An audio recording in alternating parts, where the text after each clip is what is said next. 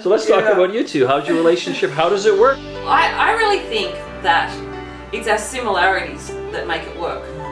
I know people often, think that's not a good idea and the opposites attract, but I really do believe that our core values and the way we choose to live and our belief in kindness at all times is really what makes us work.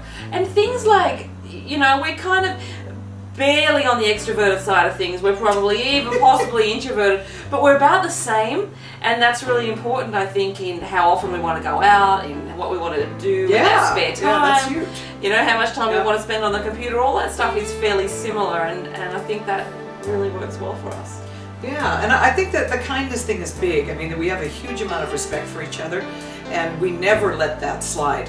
We have something called a slippery slope that lovely Tully created, and that means if you say something that's just a little odd or makes the other person feel just a little bit like you're not respecting them, even as a joke, it's called the slippery slope, and we don't go down the slippery slope because once you put one foot on it, you know what happens. Whoa! So we try to avoid that at all costs, and that doesn't mean we don't talk about things that are bothering us or issues that come up, but it's the way we talk. It's the way we talk. Yeah.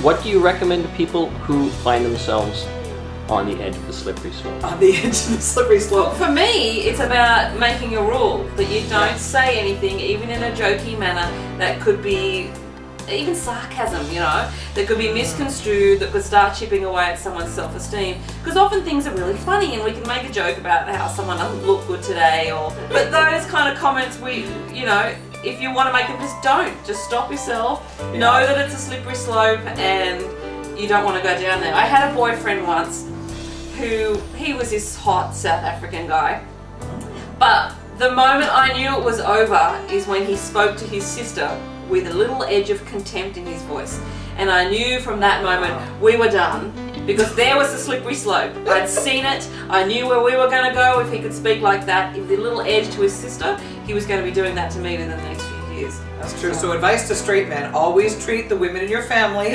beautifully, particularly in front of your prospective love. That's right. Yeah.